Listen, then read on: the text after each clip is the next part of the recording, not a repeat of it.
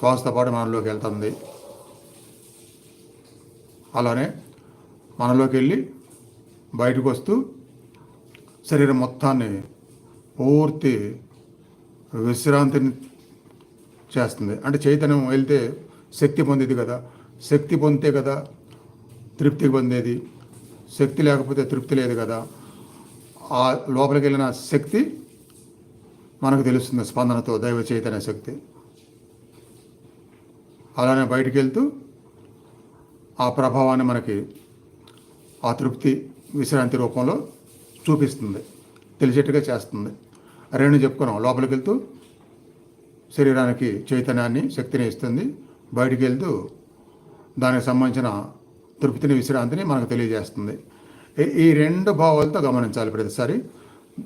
దానితో పాటుగా గుర్తుపెట్టుకోవాల్సింది ఏంటంటే, మనసు బయటికి వెళ్లకుండా ఉండడం కోసము, ఆ ప్రాసెస్ నాన్ స్టాప్గా కరెక్ట్గా జరగడం కోసము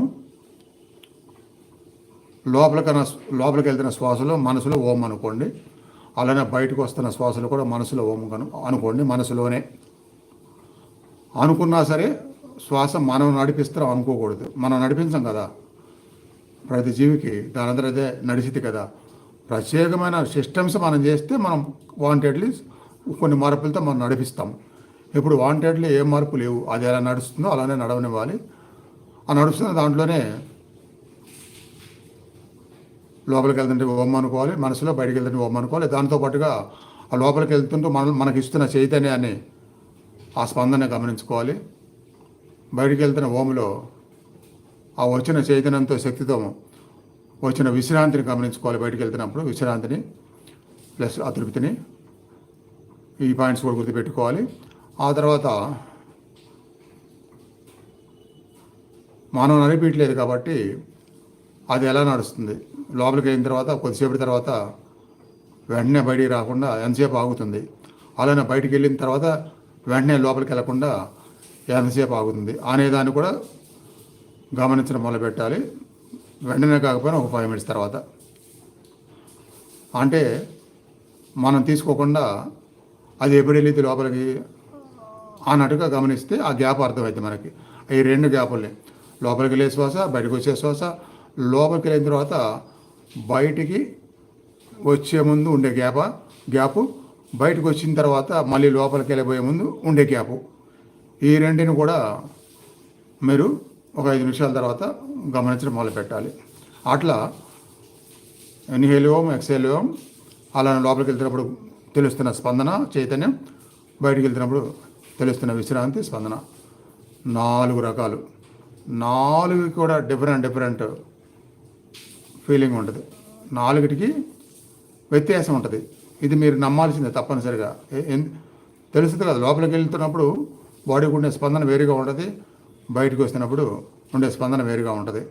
అలానే లోపలికి వెళ్ళిన తర్వాత కొద్దిసేపు ఆగితే అప్పుడు శరీరంలో తెలుస్తున్న స్థితి వేరుగా ఉంటుంది. బయటికి వెళ్ళిన తర్వాత వెంటనే లోపలికి వెళ్ళకుండా కొద్దిసేపు ఆగితే అప్పుడు ఉన్న శరీరానికి స్థితి వేరుగా ఉంటుంది. అంటే 4 విధాలు అక్కడ మనం గమనించాలి. ఉచ్ఛ్వాస నిశ్వాసలు, అంతరకుంభకం, బాహ్య కుంభకం, ఈ 4.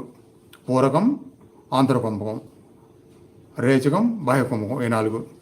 ఈ 4 మీద వదలకుండా విశ్రాంతిగా గమనిస్తే ఏమైందంటే కొద్దిసేపటికి మీరు ఓం అనుకునే అంత లెంగ్త్ కూడా ఉండదు శ్వాసకి.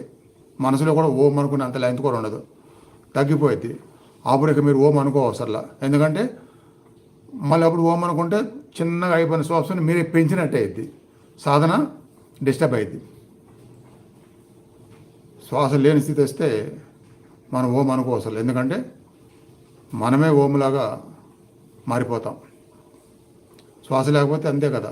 శ్వాస ఉంటేనే మనం, శ్వాస ఉంటేనే మనస్సు, శ్వాస ఉంటేనే మనిషి. శ్వాస లేకపోతే మనిషి కాదు, అక్కడ దైవమే, అంతర్గత శక్తే. ఈ పాయింట్స్ అని గుర్తుపెట్టుకొని ఇది చాలా ఇంపార్టెంట్ ధ్యాన సాధన, ఈ ప్రాసెస్. అలా ప్రయత్నించండి. ఈ సాధన గురించి మళ్ళీ తర్వాత మనం కొద్దిసేపు తర్వాత మాట్లాడుకుందాం. రెడీ? Procedure start.